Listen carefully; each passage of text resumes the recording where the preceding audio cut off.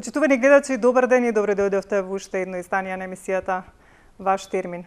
17:10, знаете, почнуваме секојаш ова време и ќе се обидеме и денес со сите оние содржини кои што се подготвени со онаа тема која што ќе ја обработиме денес, да доставиме корисни информации, се со цел да знаете нешто повеќе за она за што ќе говориме, пак да бидете навремено информирани и да знаете воедно како и да изреагирате ако се пронајдете за ваков проблем и што треба да преземете. Денеска одлучивме да опфатиме една тема која што можеби многу е честа и е чест проблемот како кај мажите, така и кај жените, дури и кај помладите, кај децата понекогаш се јавува.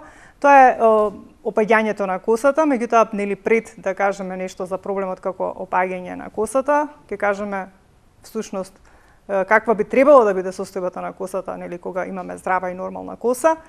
А уште една додатна тема за која што можеби малце повеќе ќе посветиме внимание, многу се говореше околу тоа и има многу истражувања на пост-ковид опаѓање на косата. Зошто се случува тоа и како, кои се причините, како ќе оди после третманот од кога ќе се диагностицира еден ваков проблем. Ќе тоа знаеме од разговорот денес со доктор Марија Анастасова, која што е специјалист дерматолог и ни доаѓа од приватната здравствена установа Промедика Медикал Центарот, кој што се наоѓа во центарот на градот. Меѓутоа, пред да ја поздравам доктор Марија, би сакала од режија да го пуштат прилогот подготвен на оваа тема, потоа ќе се вратиме во студио.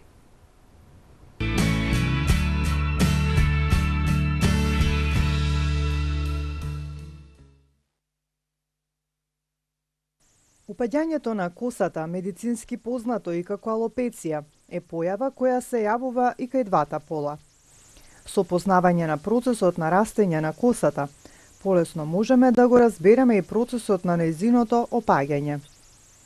Во составот на влакното влегува една материја која се нарекува кератин, која исто така е составен дел и на ноктите. Во кожата се наоѓа една структура која се нарекува папила и која го создава влакното. Околу папилата се наоѓа една друга структура која се нарекува фоликула и го сочинува коренот на влакното. Телото на влакното се наоѓа над кожата и е составено од 3 слоја: кутикула, надворешен слој, кортекс, средишен дел и медула, центар на влакното. Бојата на влакното зависи од различни пигменти кои се наоѓаат во кортексот.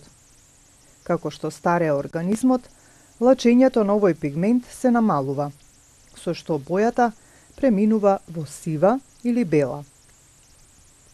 Влакното расте од папилата и тоа во различни фази. Најпрвин е фазата на растење која може да трае до 5 години. По оваа фаза следува фаза на одмарање која трае 12 недели. По оваа фаза влакното отпаѓа од својата фоликула и почнува да расте ново влакно. Потоа целиот циклус се повторува.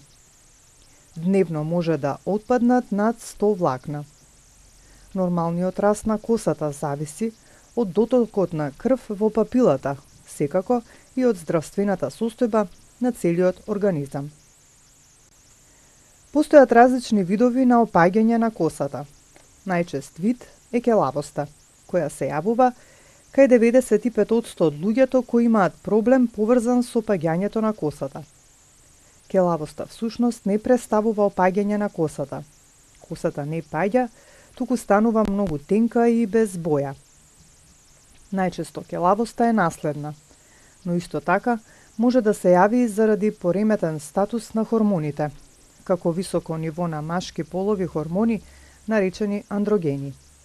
Но и жените исто така имаат андрогени, па затоа оваа појава се јавува и кај двата пола.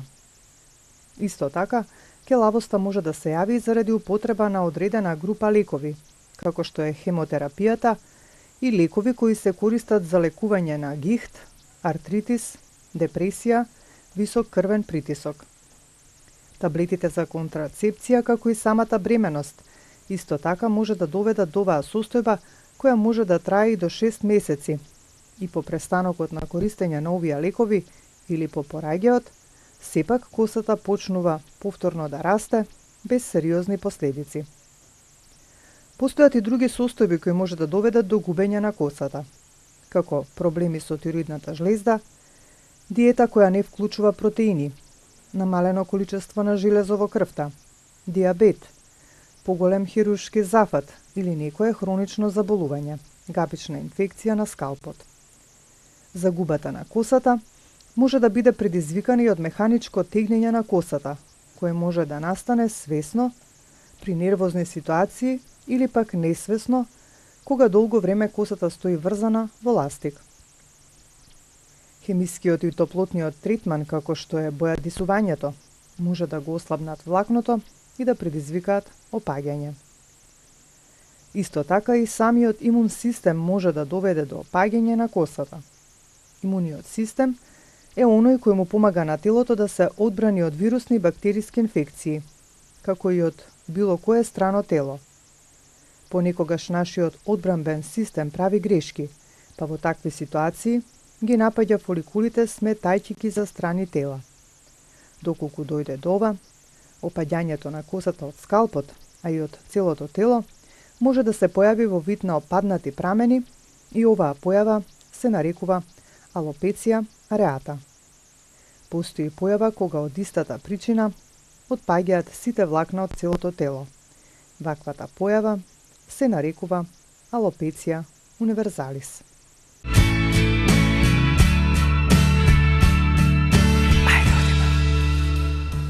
Еве од прилогот некако можевте накратко да се информирате што би значило тој проблем со опаѓање на косата, нели и кај машкиот и кај женскиот пол, меѓутоа ние како што напоменав, првин ќе кажеме нешто на почеток што е тоа, нели што би се рекло дека можеме да констатираме дека е добра состојба на косата, што е здрава коса, колку е нормално нели да ни паднат влакна во текот на денот и така натаму, бидејќи нели сите понекогаш сме се соочиле со пообилно опаѓање на косата.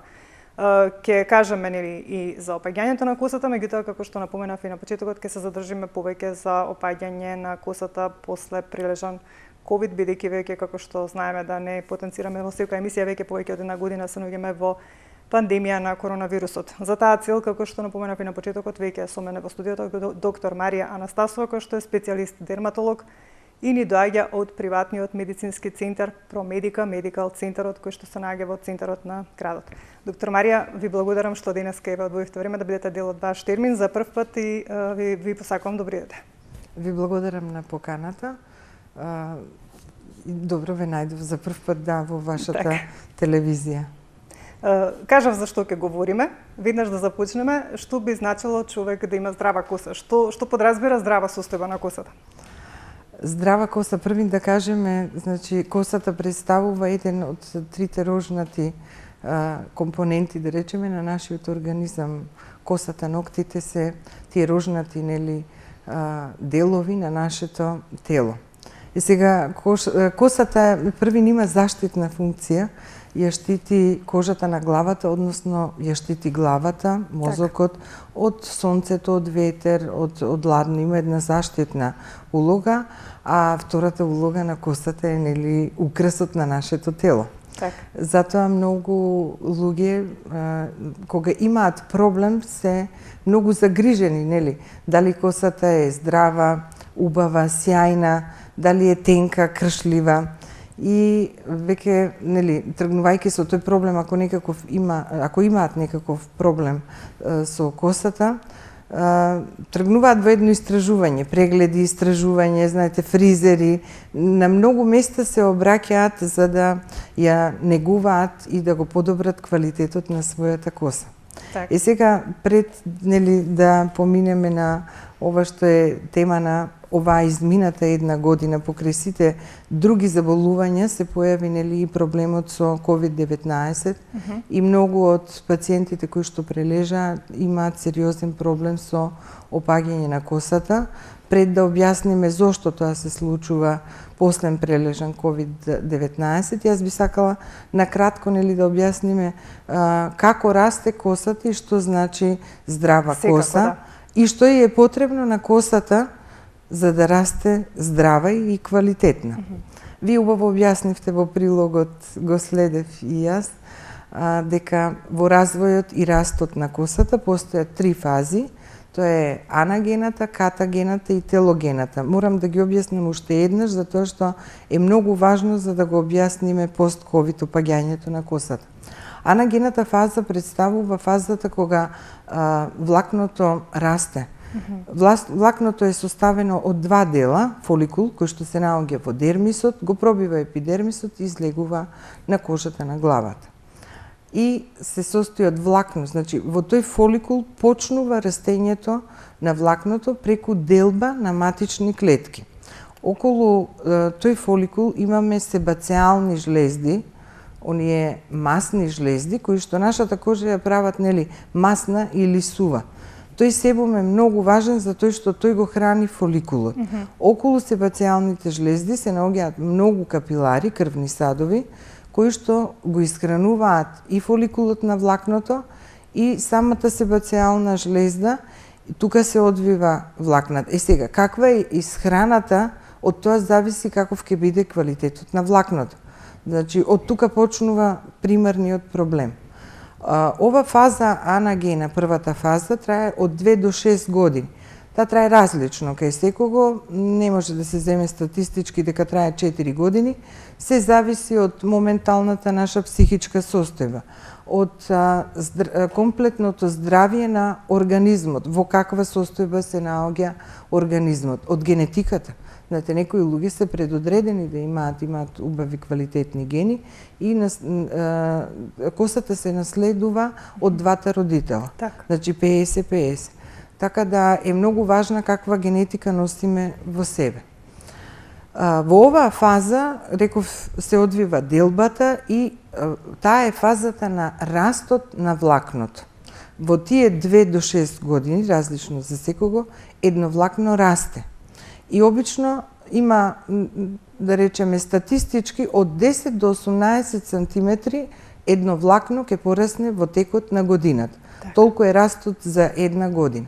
Сега во зависност нели каква е исхраната, толку ќе биде и растот. И која е возраста. Многу е важно дали се работи за млада или за возрастна особа. Втората фаза е катагената, ние викаме фаза на одмор. Тоа е периодот кога престанува таа делба, престанува растот, влакното одмара, е здраво и трае од 2 до 4 недели. Потоа поминува третата фаза, таа е телогена фаза, и таа телогена фаза ние ја викаме фаза на одмор, во суштина веќе фоликулот, влакното е мртво, не расте, зависи од стилот на живот и од начинот. Тоа е фазата кога веќе трае до 3 месеци, тоа влакно е веќе мртво, ама може да биде уште 3 месеци присутно. Во тие 3 месеци тоа влакно ќе отпадне. Так. И сега многу е важно да кажам дека дневно е нормално да отпаднат 50 до 100 влакна. Так. Многу пациенти кои ќе дојдат и ми паѓа косата. Да. И кога ќе ги прашам, Поприлично, а колку? сепак е До сега поприлично само многу. една пациентка ми кажала, ја прашам, дали ги броите? Оти ми вика, собирам едно топче на чешелот. Так. Тоа топче е релативно, зависи колку ви е долга косата. И кога ќе прашам, а дали ги броите? Само едно девојче кажа, да, ги бројам. 30 влакна секој ден. Тоа не е опаѓање. така, да. Тоа е нормално отпаѓање на мртвите влакна. Ние за патологија сметаме кога отпаѓаат над 100 влакна дневно. На капилициумот, односно на поглавината, има околу 100.000 влакна во секој момент. Толку имаме фоликули, толку имаме влакна. Значи, и да паднат 100 нови се раѓаат во тој момент. Так. Битно е да се фоликулите живи. Така, да имаат континуитет на растење.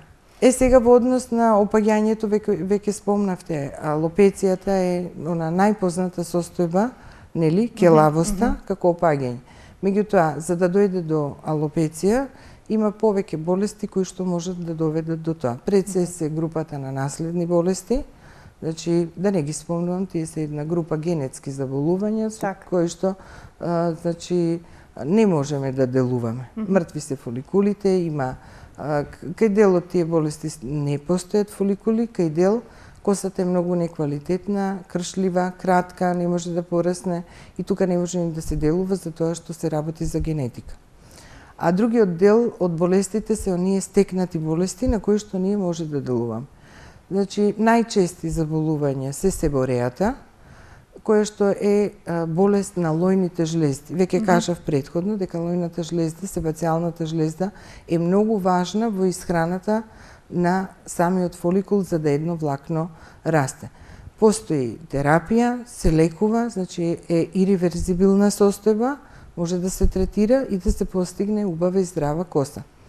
Втора болест која што е многу честа е псоријазата, која што се јавува исто така на кожата на главата. И тука постои терапија, меѓутоа за разлика од себорејата е малку потешко лекувањето и поголем е проблемот за да се. Трета група се хормоналните андрогени, алопеци, кои што се јавуваат подеднакво и кај мажите и кај жените. Тоа е веќе хормонално зависна состојба и тука треба пред се, многу е важна анамнезата и дијагнозата. Кога ќе имаме точно поставена дијагноза, тогаш терапијата може да делува многу успешно во зависност од тоа што треба да се коригира кај андрогената алопеција. За нејзе постојат повеќе лекови, така да и доколку некој организам на една терапија не одговара, ќе одговори на друга терапија, сепак може да се постигне успех. Кај трајната алопеција, кај што веќе се мртви значи фоликулите на влакната, постои, знаете, најновиот тренд на пресадување на коса. И сите оние органски заболувања кои што се јавуваат во зависност од многу други заболувања, како да речеме анемијата, недостатокот на железо е многу голем проблем за фоликулот на влакното и тука нема раст. Значи тука треба пред се да се коригираат, да се коригира причината, да се коригира анемијата. Заболувањата кај тироидејата, значи тироидните хормони, хормоните веќе ги спомнав, нели? Андрогена алопеција, меѓутоа и тироидната жлезда, кога имаме некакво заболување, исто така се јавува проблем во зависност од тоа дали е хипо или хипертироидизам, имаме различни проблеми со косата. Така. Сега тука ќе се обратам до нашите гледачи, оние кои што не следат можат и од режија да ги испишат телефоните ако не се пуштени, секако ако имаат некое прашање во однос на оваа тема, нешто да се консултираат со доктор Марија, слободно може да се јават на нашите телефони. Доктор Марија, да преминеме на она зашто ветивме дека поголем дел од емисијата ќе говориме, а тоа е постковид опаѓање на косата. Читавме изминативе месеци многу истражувања дека навистина има многу од оние кои што прележале COVID-19, кои што се јавуваат со ваков проблем, дури прекумерено опаѓање на косата. Што се случува? Зошто е тоа така? Зошто? Знаете, веќе ги кажа фазите, затоа сакав многу убаво да ги објаснам. Рековме анагена, кетогена, телоген. Телогената отпаѓање на влакното.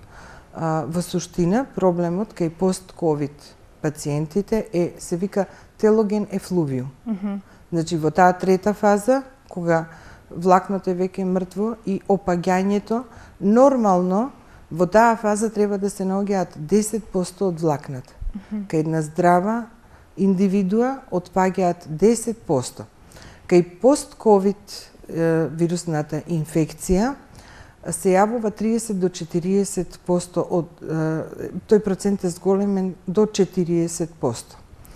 И затоа се јавува после 3 месеци од прележана ковид инфекција. Морам да напомнам дека се јавува кај пациентите кои што прележале со средно тешка и тешка клиничка форма.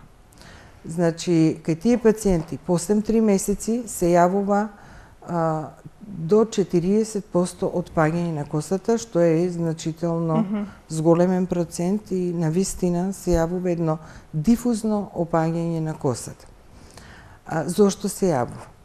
Опаѓањето на косата се јавува кај сите инфекции. Инфекциите се тригер. Ковид инфекцијата, реков средно тешка и тешка клиничка форма, е еден тригер многу голем за целиот организам да отпочне. Меѓутоа и за отпаѓањето на косата. после третиот месец отпаѓа дифузно и тоа опаѓање е зголемено.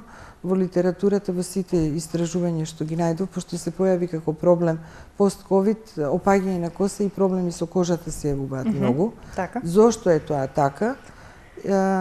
Дојдено до сознание дека се работи за телоген ефлувио, секаде во светот се борат со тој проблем и не постојат, значи, точно етиолошки да се знае зошто, меѓутоа знаеме од порано дека сите инфекции кои што го напаѓаат организмот го трошат депото на минерали, на витамини во интерес на виталните органи. Значи, организмот секогаш првин се бори за виталните органи, за срцето, за мозокот, за белите дробови. А сите други делови од организмот што ги смета за не толку важни, како косата, ноктите и косата, страдаат, како што кажате. да, за сметка на тие органи. И резервите се трошат за да се сочуваат. Последни. Тоа е една од претпоставките што најверојатно е и многу точна, затоа што нели фоликулот не добива исхрана. Редуцирана е исхраната за фоликулот на влакното и затоа се јавува тој висок процент на опаѓање. Добрата работа е што таа состојба е реверзибилна. Значи, после 3 месеци се јавува дифузно опаѓање, а за 3 месеци се јавува еден нормален раст.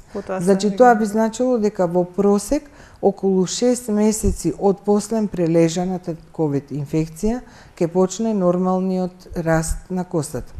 Влакното има потреба од цинк, магнезиум, селен, D-витамин, бакар, тие се многу, калциум, тие се многу важни минерали, витамини, биотин, групата на Б, се многу важни за да расте влакното и да биде здраво. Исто така тие се многу важни за имунитетот. Така. Знаете, оваа инфекција го напаѓа целиот организам, пред се го напаѓа имуниот систем. И сите тие, и витамините и минералите првин се трошат за имунитетот. За косата не останува. Так. И така да после 3 месеци тој недостаток го гледаме на костата. Добро е што е реверзибилно и што има решение за проблем. Да би сакала и уште нешто тука да прашам, бидејќи како што кажавме средно тешки форми. Можеме често пати низ медиумите да видиме и некои, како да кажам, искажувања на оние пациенти кои што тешко поминале во болниците. Колку тука исто така и стресот има влијание врз стресот, косата, она што се случува, бидејќи навистина претпоставам дека тоа е многу голем стрес. Так. Самата инфекција е стрес за организмот. А плюс и психичкиот? Психичкиот момент е веќе една друга состојба која што е, да кажам, за нас видлива и можеби пациентите полесно можат да го доживеат стравот. Во организмот не гледаат што се случува, ама стравот го живеат. Тој стрес е исто така многу значаен за последиците што се јавуваат веќе по здравието на не само за косата, туку и за сето она што после се јавува. За целото здравје, и психичко и органско. Така. Од кога веќе ќе се диагностицира еден ваков проблем, кога станува збор за опаѓањето на костата, без разлика бидејќи кажавме дека горе-доле проблемот мора да се решава на начин на кој што треба да се решава, како што и вие пристапувате нели во вашата ординација. Како оди потоа третманот, значи што се презема кога кај вас ќе дојде некој од оние кои што имаат ваков проблем, без разлика сега да потенцираме и да се работи за она претходно кое што говоревме и за пост-ковид опаѓање, што се презема? За сите пациенти, значи независно дали се пост-ковид прележани или се пациенти кои што имаат проблем со опаѓање на косата од друга причина, првично најбитна е анамнезата, значи да дојдеме до проблемот. Од кога е почнато опаѓањето, колку имаме опаѓање, потоа прегледот, значи стилот на живот е исто така многу важен и тоа се спаѓа во анамнеза. Понатаму преглед, значи се прегледува кожата на главата со трихоскоп, да се види дали и колку имаме фоликули. Дали тие фоликули се живи, тие се мерат на сантиметар квадратен со трихоскоп, се прави преглед, се проценува каков е квалитетот на кожата, колку фоликули има, кожата, на капилициумот на главата, во каква состојба се, дали има проширени пори, дали кожата е здрава, тоа се гледа се со трихоскопот, значи дали постои каква е васкуларизацијата на дермисот, каде што е фоликулот на влакното, и откако ќе се направи тој преглед, може да се направи проценка колку би се очекувало раст и со кој протокол би се одел. Значи, постојат повеќе протоколи и методи на лекување за раст на косата. Само да појасниме за гледачите што значи трихоскоп, бидејќи не секој во секоја ординација, нели, кога зборуваме за косата, има таков апарат. Тоа е како еходиагностика на косата, можам така, нели, слободно да се изразам, бидејќи навистина го зголемува јас го зголемува сето она што целиот скалп и се гледа всушност. Трихоскопијата е метода, а трихоскопот е нашата алатка. Да речеме, многу во објасните, баш како ехо. Да, баш како ехо, ни дава... Сум имала можност да видам заради неинвазивна метода, значи, тоа е сосема мала алатка која што се става на кожата и ни дава на екран, гледаме јасно, визуализирано, зголемено многукратно, значи гледаме каков е квалитетот на кожата, гледаме дали има воспаление, нема, каква е васкуларизацијата, гледаме колку фоликули, се е тоа многу зголемено, со голо око тоа не можеме да го видим. Се мери, реков, на сантиметар квадратен и према тоа, во зависност, нели, дали постои некакво воспаление, па треба да го лекуваме, постои протокол за лекување, за што се работи. Нели, дали има инфекција или нема, тогаш ја лекувам. Ако нема, ако кожата е здрава, ако имаме здрави фоликули, значи постојат исто така повеќе методи и протоколи на лекување. Мезотерапија може да се прави на кожата на главата. Имаме едно видео, само ќе ни кажете кога да го пуштат во однос на што ќе ви кажам, тоа е еден апарат кој што ние го имаме во Промедика Медикал Центар и ќе им објаснам и на гледачите. Ќе го побараме кога да го пуштат, добро. Значи, први мезотерапија може да се, тоа се коктели од витамини, што би значило минерали. Мезококтелот представува коктел на витамини, минерали, може да се аплицира на два начини. Значи, мезококтелите можат да се аплицираат инвазивно со игла, тоа е на неколку милиметри, не се боцка толку длабоко, плитко се боцка и се внесуваат подкожно за да ги прихраниме фоликулите. И уште на еден начин, трансдермално, тоа е со тој апарат кој што ние го имаме во Промедика Медикал Центар, се вика Jet Pill.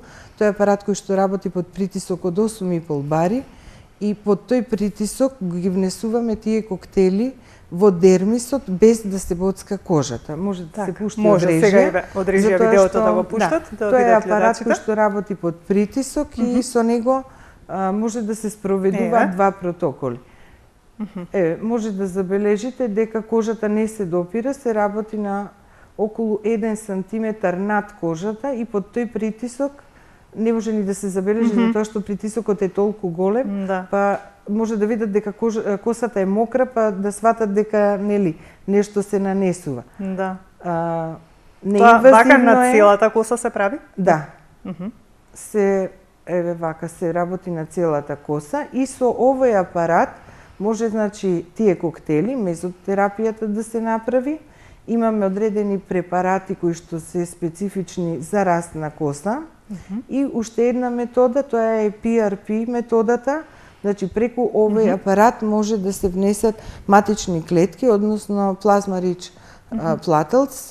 PRP-то, знаете, може да се аплицира на два начина. Со игла, значи инвазивно, и за оние што не сакаат со игла, трансдермално, со овој апарат. Да, исто така може да се. Тоа се и најновите протоколи кои што се препорачуваат и за опаѓањето на косата кај пост-ковид прележана инфекција. Значи, протоколите се исти. Независно дали се работи за некаква друго заболување или кај пациенти постен прележана ковид инфекција, третманот против опаѓање, значи за раст на коса, е истиот. Колку вакви третмани треба обично да се направат за да, нели, започне да се регенерира влакното пак после 3 месеци, како што вие кажавте, да почне веќе да се гледа Вообичаено ефектот. треба да се направат 10 третмани, се прават еднаш неделно и раст на коса, морам да напомнам, се очекува после 3 месеци. Така, да. Многу пациенти кои што се третирани и претходно, независно каде биле, многу се жалат и викаат дека бев на неколку места, правев многу терапии, пиев различни таблети, користев различни шампони и нема раст на коса. Морам да кажам дека тој процес е долготраен и трае 3 месеци и треба континуитет. Значи, покрај тоа што се прават третманите, потребно е да се зема терапија витаминска, веќе кажам. Значи, влакното страда. Сите оние витамини кои што ги напоменавте? Да. Значи, една доза од 10 дена не е доволно за да го нахрани тој фоликул. Ви кажав, делбата на влакното трае многу долго, тоа влакно се храни и треба да расте. А не е само да израсте, да излезе над епидермисот, за да ја постигне таа своја должина од 10, 12, 18 сантими, тоа влакно мора постојано да се храни. И потребно му е лекување од 3 месеци да се надокнадат загубите, да почне делбата, да излезе, па да го видиме растот. Потребна е една упорност, трпение, за да се види растот на косата. Кај сите пациенти кои што се принципиелни и континуитет имаат во терапијата, не може да изостане резултатот. Кога ги напоменавте тука и нели шампоните и сите тие препарати кои што ги користиме нели секојдневно за нашата коса, дали и тука препорачувате некои специјални видови на шампони, ампули плюс од ова што го кажавте од третманот и витамините? Да, постои терапија и тоа е терапија, се прават третмани, се користат шампони. Зависно од состојбата, значи што лекуваме и каква е потреба. Затоа што, еве само кај себорејата ќе кажам, значи себореја не е секоја масна кожа, па викаме себореја. Значи, себорејата знае да даде и имаме и сува себореја. И кај двата типа е различен третманот. Болеста е иста, а третманот е различен. Значи, многу е битно да се постави дијагнозата и да се даде терапија према дијагнозата. Постои медицинска косметика, значи гледачите знаат, нема човек кој што немал проблем или барем не сакал да има побујна, поздрава, посјајна коса. Постои голем избор и обично одат во комплет. Значи, кога се користи, се користат и таблети, и ампули, и шампони. Постои многу голем асортиман. Мора да биде целата таа комбинација комплетна за да има ефект. Јас би сакала да напомнам што не би требало да користат, затоа што тоа е исто за секоја коса, независно од генетиката и состојбата. Од негата на косата и третманот е различен, ама тоа што не треба да го правиме за сите е исто. Значи, не треба да се користи многу агресивни, да се користат агресивни шампони кои што содржат висока концентрација на сулфур, затоа што сулфурот ја пресушува кожата и го уништува фоликулот на влакното и квалитетот на самото влакно. Не треба да се користат премногу козметички, да речам, препарати од типот на гелови, масла, кои што исто така го ја менуваат ацидобазната рамнотежа на самата кожа. Многу често. Не треба да се користат многу често бланширање, тие се премногу агресивни, знаете, избелувачите, нели, жените сакаат да имаат различни нијанси и тоа значи премногу агресивни третмани. Не треба пречесто да се суши косата со фен, со оние Фигаро и такви преси, да се пегла, да се користи пречесто. Ако се користат, јас не велам дека не треба да се користат, да не ме разберат погрешно. Меѓутоа да не е тоа премногу. Меѓутоа треба да внимаваат, значи, какви апарати и препарати купуваат. Постојат и препарати за нега на косата, значи како да се заштити ако пречесто се користат таквите апарати. Не знам дали друго не кажавме, вие кажавте за дел од терапијата. Ме интересира за кога говориме за опаѓањето на косата, кажавме нели и за полсковица, надам дека сте кои што не слушаат ќе знаат како да постапат. Меѓутоа ме интересира бидејќи некако во минатите времиња некако многу беше поретка појавата да нели на жени им опаѓа косата, па дури и на млади деца кои што се во тинеџерски години јас сум имала можност да сретнам деца на кои што навистина целиот скалп дури им е толку проречен. Зошто, што е причината што толку во последниве некако, ајде да кажам, 2 децении, така да ги кажеме, е многу тоа чест проблем. Имате ли некои сознанија вие како стилот на живот, стилот на живот. Значи се она што влијае на организмот како целина, надворешно и внатрешно, влијае многу и на косата. Косата е дел од нашето тело. Загадениот воздух. Во самото видео на почетокот да не раскажуваме многу медицина, нели надворешниот слој на влакното е кератински и тука се налепува прашина, смог, нечистотиите, едноставно, загадувачите што ги има во ова модерно општество. Сите тие го уништуваат влакното и кожата ја уништуваат. Стресот. Ние живееме сега, да кажам, еден многу стресен живот. Последната година тоа е ковид инфекцијата, пред тоа нешто друго.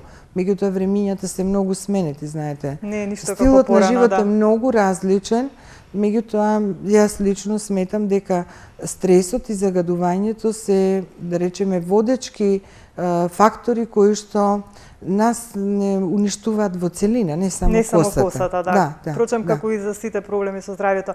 Само би сакала тука да прашам, кога станува збор за машката алопеција, бидејќи нели секогаш кога станува збор за косата, како што рековте, таа некако ни е украс на нас самите, па сите сакаме нели да имаме убава коса, да изгледаме убаво со нашата коса и секако сите оние кои што го имаат овој проблем, без разлика дали се мажи или жени, секогаш некако им паѓа само довербата нели дали изгледаат убаво или не. Дали истите третмани се користат кога има нели машка андрогена алопеција или пак тука нешто друго применувате, да напоменем и за мажите? Па, терапијата бидејќи многу млади има исто кои што имаат ваков проблем, Машката популација е, да речеме, загрозена во поголем процент од женската популација, поголем заради хормоните, така. Заради хормоните, меѓутоа терапијата е иста, знаете. Исто се постапува како што говоревме и претходно за опаѓањето на косата. Да. Третманите и терапијата, терапевските можности се исти за сите. Кога се работи за трајна алопеција, нели тогаш веќе единствен третман е пресадување на коса, кое што сега се работи, а за другите протоколи ги кажав, значи, освен таблетарната, козметичката, третманите со мезотерапија, со плазма, PRP и со лазерска биостимулација на капилициумот. Исто така, мислам дека и акупунктурата исто така дава добри резултати за раст на коса. Пред исто да започнем емисијата, имам едно прашање кое што би сакала и вака и јавно да ви го пустам.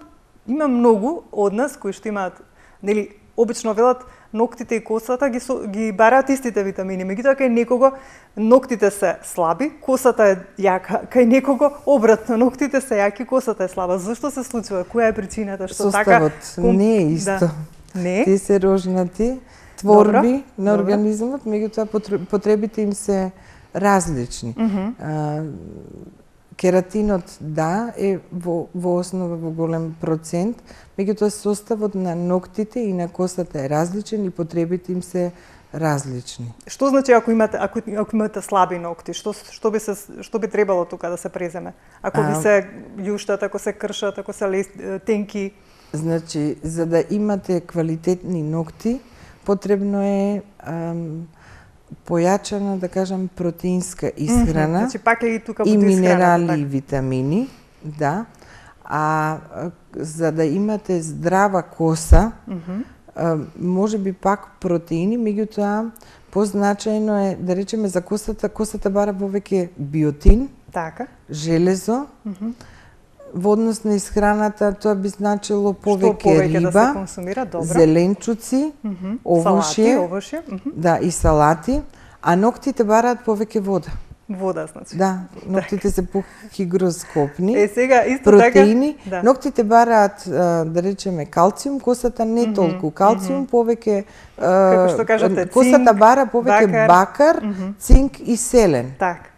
Сега често пати нели кога говориме за тоа како да одржуваме ние во секојдневието косата, колку треба да миеме, например, јас често пати ми се случува скоро секој ден да мием косата. Дали е тоа добро, дали не чини, колку пати во неделата треба да се мие косата, како да се грижиме за својата коса, да се грижиме правилно на некој начин, за да знаеме дека на вистински пат сме да се грижиме правилно за нашата коса, бидејќи секој кажува различно. Да не е мрсна, да не седи многу прљава, мораш да измиеш или пак значи косата како одат работите. Ако збориме by the book, треба да се мие секој ден. Да, значи не е нешто лошо ако се мие секој ден, добро? Обично велат не треба да ја миеш секој ден, оти ќе се исполсни косата. Да, јас така сум слушнала, да. Значи косата треба да се мие секој ден од прашина, од маснотиите што ги налепува, тоа е кератин, себумот целачи и се налепуваат се налепува нечистотија, се налепуваат метали, смогот се налепува. Едноставно тоа не е здраво за косата. Од друга страна, кожата треба да се мие секој ден. Така. Зошто? Тоа е најважно. Значи, да се измие кожата и убаво да се измасира по главината, да се поттикне циркулацијата, за да се нахрани фоликулот. Так. Значи, и дома треба да го правиме исто што го прават фризерите. Знаете, кога одите на фризер, колку убаво ја масираат главата и убаво ја тријат. Во суштина, тоа е вистинскиот начин, да се измие убаво кожата, да се измасира и да се поттикне циркулација. Со тоа што, значи, многу е битен шампонот. Шампонот треба да биде према типот на коса и треба да биде многу блага формула. Значи, да не биде агресивна хемиска формула. Тоа е најважно. Може би е најдобро да се користи некој шампон кој што е подготвен на природна база, да. Органски. Постојат шампони кои што се за секојдневна употреба, медицински шампони. Треба само внимателно, сега понудата е многу голема. Има, да. Да се прочита што содржи, да не содржи парабени, да биде без парабени, без тие сапонини, значи постојат супстанции кои што ќе ги одмијат маснотиите, а нема да ја оштетат косата. Значи, не е страшно да се мие секој ден, треба да се мие секој ден. Треба да се мие, само треба имаш да ги разјасниме работите, бидејќи и често пати кога се говори за коса, сме слушнале нели дека не треба обично да се викаат да колку почесто ја миеш, што многу често ме прашува. Така, да. Ако почесто се мие, повеќе ќе се мрси. Тоа не е вистина. Не е вистина, значи, добро. Митови. Добро, доктор Марија, тука сме некаде на крајот. Навистина многу информации доставивме до нашите гледачи. Ми се чини многу бевме јасни и вие исто во вашите искажувања. Па би сакала вака некако како за крај една ваша порака до нашите гледачи за проблемите со косата. Зошто е важно, бидејќи нели обично секогаш како што велите и вие луѓето бараат проблемот да се реши на фризер или не знам каде, од секаде каде што може да одат сами купуваат на своја рака шампон, ампули така натаму. Што е важно за да навреме се реши проблемот, колку е односно важно да се дојде навреме да се побара помош кај стручно лице, односно дерматолог, бидејќи ми се чини дека и многумина не знаат дека вие сте навистина стручни и задолжени за решавањето на овие проблеми. Да, дерматовенерологот е докторот кој што одговори за здравието на кожата, косата и ноктите. Така. Да. Зошто е важно за да се постави диагнозата? Така, значи многу е важно навреме да се дојде. На фризер ќе добиете убава фризура и убав совет, ама диагноза ќе добиете само кај доктор. И третман. И диагноза, значи, и лекување ќе добиете кај докторот. Така, значи уште еднаш еден апел до нашите гледачи, доколку имате некој ваков проблем, како што и напоменавме во разговорот, слободно обратете се кај дерматолог. Сите оние кои што не следат, уште еднаш ќе потенцирам, доктор Марија, ако сакаат нели да стапат во комуникација со доктор Марија и да посетат, таа доаѓа од приватниот медицински центар Промедика Медикал центарот, кој што се наоѓа во центарот на Скопје. Секако ако сакаат телефон, веќе од утре ќе може да се јават во нашата телевизија и да го добијат бројот од доктор Марија, да искомуницираат и секако да се закажат преглед. Доктор Марија, ти благодарам за денес. Па нели соработката со Промедика ни е одамна, убаво ни оди, па се надевам ќе се договориме за некоја друга тема да ни гостувате. Ви благодарам на поканата, со задоволство. Се надевам дека вашите гледачи добија одговори, нели? Така, одамна не сме говориле за овој проблем, драго ми е што еве денеска го приложивме до нашите гледачи како информација. Ви благодарам уште еднаш, поздрав до гледачите. Почитувани гледачи, тука и јас ќе ве поздравам за денес. Ве оставам во убаво расположение. Имајте добро здравје, грижите се за вашето здравје, чувајте се и почитувајте ги препораките од Министерството за здравство, а ние повторно се гледаме за 7 дена во исто време.